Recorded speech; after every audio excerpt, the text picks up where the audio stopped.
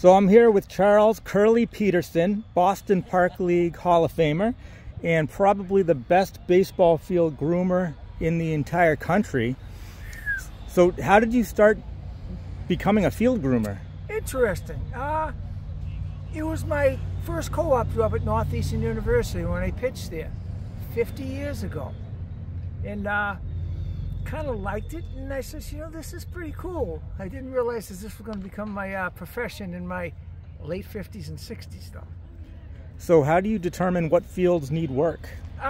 Just by the eye. I mean, you can just walk onto a field and look at them. You can see what needs to be worked. That being said, getting their permission to do a field is another thing, and it's not always that easy.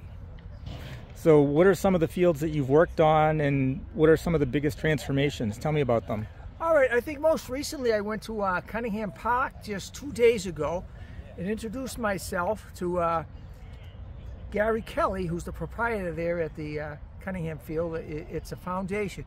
And once I started talking to him and he realized that I knew what I was talking about, he had me, he says, you want to play with the mound? I says, oh, certainly. So I edged it, I pounded down the edges, and I added 7,000 pounds of dirt. And lo and behold, right now, today, it's probably the best mound in Eastern Mass because it was just done.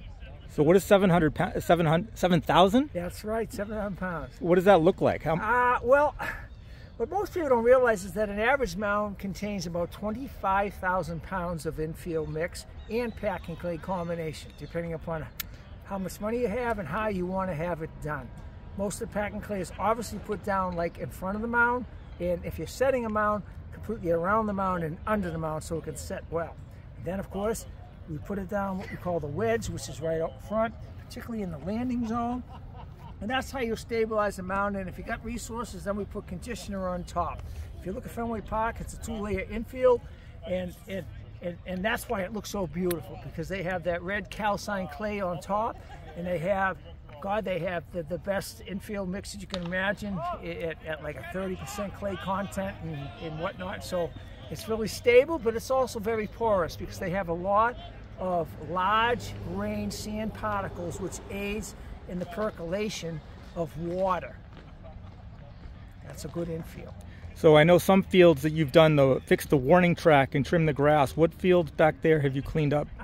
Well, my main field is McConnell Park in Dorchester. It's a Little League field. It's a stone dust. We call it, it's decomposed granite, DG for short. You just have to, well, what you do is you stake out the back of the plate. You run a string line 190 feet because most Little League fields are 200 feet all the way around. You paint the arc, you know, at 190 feet, and then you just half moon edge it and whatnot. And I find that if you use hand tools, it's actually better than a grooming machine for something like a warning track. Several other warning tracks, of course, Parkway Little League, where I worked for 3 years, their warning tracks were impeccable as well. Same thing, you know, warning tracks are made of different materials. Most places can only afford decomposed granite. More often than not, like a professional field, will be lava stone or crushed red brick, like Fenway Park, which is exquisite. So I know you've worked on some of the Cape Cod League fields. Yes. Tell me about that. Oh, that was great. You know, here's a strangest story, and this one is rather funny. I happened to be going down to Bourne 2 years ago.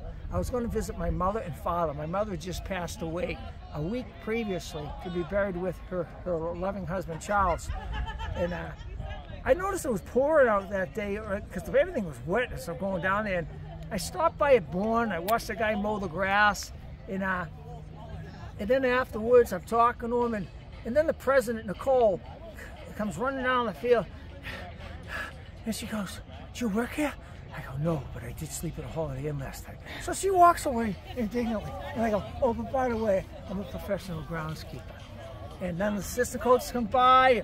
He starts working on the plate. He's ready to put down quick dry. I says, "There's no need for quick dry." He says, "Well, how are you going to dry it out?" I says, "Just watch me. Well, you rake all the stuff out. You rake out all that second layer, like calcined clay, off to the sides. You then bring out separately the infield mix that's down there and clay and whatnot. You dry all that out, and then you just bring it all on back." Now, by the time I had just about finished that mound, Scott Landis, the great Cape Cod League coach, has won championships down there 3 out of the last 4 years for the Vaughan Braves. He says, and I'm raking, he says, "You don't happen to do mounds, do you?" I look up and I said, well, it just happens to be my specialty. And the rest is history. That's unbelievable. That's how it happened. So who typically pays for the supplies for these? Generally I do. I volunteer. You know, I mean, my saying is you got to give a little to get a lot, and this may sound a little corny to most people. I've realized very early in life that I need to lay up treasures in heaven where neither moth nor rust can destroy. Getting paid is important, but I know that I'm going to get paid handsomely in the kingdom. That's fantastic.